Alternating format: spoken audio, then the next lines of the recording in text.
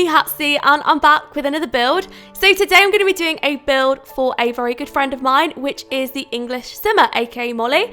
And we got talking at Gamescom, but we were actually talking about the Big Sister Challenge at the Sims meetup. She told me that she's doing the series, and I said, yeah, I've actually been watching it, because I watched like the first part. That was like when the first part came out. And I asked if she wanted some help with it and if she wanted me to do a build for it, and she agreed. So here we are, we're going to be building a caravan for the two girls that are going to be using it for her challenge. So the idea was that the build has to be under 6,000 simoleons, which may sound like a lot. I thought that it was. I thought, well, I'm going to build like a massive house for that. No, it's such a small amount of money. I couldn't believe it. Like, I think the average starter home's like, I think it's 19,000 simoleons, I think. For the average starter home, for it to class the starter home, this is 6,000. So yeah, you have to make it really small. You can't use many objects, things like that. And it can get pretty tricky. So I did try to use the cheapest things possible. And I also tried to make it look really nice from the outside. Because when I like to play with families or like do challenges, which is really rare because I don't do challenges on the channel. But if I was going to, I would want it to look really decorative and really pretty from the outside. Because I feel like if I'm in love with the outside of the house and I really like the area that I'm using, then I'll be more inclined to film more parts for it.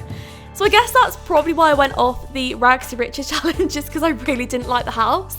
But maybe I'll pick that up at some point. I have been getting asked a lot recently to do the challenge again.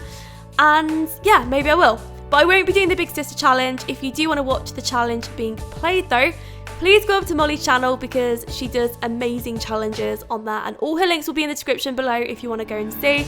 I am really up to date with it and I get really excited whenever she posts a part. So yeah, I think it's nice. I think it's nice to be able to see my build there as well. It's like really rewarding to see my build just like being used in other people's series. I love it. So yeah, I mean, I think that I will be doing more challenge builds in the future. If you have any suggestions for people that I could do builds for, then let me know because I can always ask them. Anyway though, I was decorating the house and I decided to light it up at this point. I tried to use the cheapest lights though. So I used the ones that look like photographs, which I thought was really cute because I wanted it to look like a caravan that the sisters share loads of memories here. And it's like a really sentimental caravan. So that's what I was going for, like when I was placing those photos round. I wanted like loads of pictures up of them.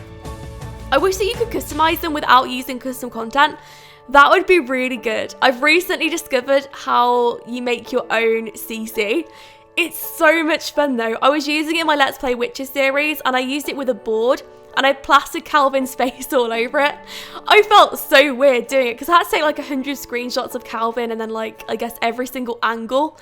And it was just fun. But I think that it really suits the series and like where it's up to because the person who is supposed to be looking for him, which is Oscar, he's like a massive detective. So it works out really well. But yeah, I wanted the same sort of thing for that photo string there. I actually bought one a while ago from IKEA with the intention that I would take loads of pictures of my dog and then like put them up there like as a timeline. Yeah, it never happened. We just had the empty photo frame hanging up. It was an absolute disaster, but hoping that when I move to my new house I'll be able to take on like loads of projects like that. And I think that Pinterest will definitely help because I've been looking at loads of interior ideas off Pinterest recently. So I think that when I move into the new house I'm just going to use loads of ideas off there, and I think I'll go crazy with the decorating and just have loads of fun doing that. But anyway, what I was doing is I was trying to slope the roof, I guess. I was trying to make it look like a caravan. It was pretty difficult though because, well, one, we can't have wheels in The Sims 4, so that was like an ultimate failure to begin with. And also, oh my goodness, how awkward are those roofs though? So I had to really think about what I was doing, and I also had like a million pictures of a caravan up on my screen, on the other screen whilst I was building. That always really helps. I've started to do that recently. I've just started to look on Google Images and type in what I'm looking for and it just gives me inspiration. So yeah, it was a shame because a lot of caravans that we have, like I guess in real life, are elevated and we couldn't do that. I really wanted to elevate it but I just wasn't sure how. I did that with a recent build that I did when I built a horse and carriage. So maybe the same sort of idea for that would be how I would do a caravan in The Sims 4 and just make it bigger. but it was difficult. And also I wanted it to be playable because I think that one of the main things for doing a challenge on YouTube is, I think, making it playable, because as long as it's playable, it means that you can use it and people won't complain. Like, people won't say, why are you using a rug instead of a floor? Stuff like that. Because that's what I'd have to do to turn it into a fully functioning caravan, to make it look very accurate to what a caravan is like in real life. But anyway, I read up on a few of the rules, which I don't usually do, because for those of you that don't know me, I don't like reading. I hardly ever read. A lot of people ask, like, why don't you read books? I don't know. I have no idea, but I don't. Like, I'm just not a reading person. But some of the rules were about having 2 separate rooms, one for the teenager, one for the child. So I tried to do that with the very limited amount of money that I had. Like, I mean, up to now, we've got 479 simoleons. How did I even manage to build a house with that money? It's crazy. But I also wanted to make sure that I could fit everything in. As well as that, like, for instance, the family, or like the 2 sisters that are going to be using it, they wouldn't have to go to community builds to get their hygiene levels up. They could wash their hands in the sink, etc. And when they get more money, they could use the shower, which is like a super luxurious thing, because showers are really expensive in The Sims 4.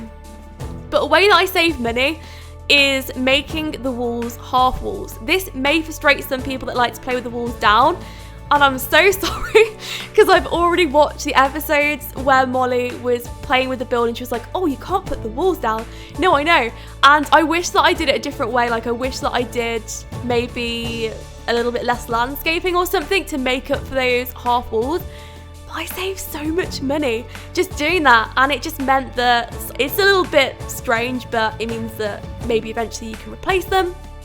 And maybe they'll look really good when they're all put down and stuff like that. And I think it'll be interesting to see how this build ends up in the challenge, because with these sorts of challenges, like, as the family gets more money, you can start expanding, you can start buying items, adding rooms, and I'm really excited to see Molly build something in The Sims 4, because she doesn't usually build. She does fantastic challenges, but I'm really excited actually, because we're doing a build collab, I think, in about a week's time from when you watch this. But I'm so excited to share it because I've already built the castle, which we're going to be using, and that'll be on the Sims 4 gallery if you want to go and take a quick look at it, because you can go and find it on the Sims 4 gallery now. And I think that I just called it Haunted Manor or something really unoriginal. It will be up there.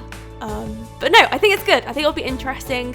And I'm excited for that video because I love spooky stories, and I'm going to gather so many spooky stories before I do that video. I love scary stories, like ghost stories and stuff. It's just perfect for Halloween. I was just finishing off the build with the landscaping, changing some of the curtains. I think it looks really pale and pastel-y, and I love that. I love pastel houses, so to make it bright and colourful and happy is just what I wanted for this build. But anyway, that is the end of it. So I really hope you enjoyed it, and I hope to see you all future videos. Thank you so much for watching, and I'll speak to you all soon.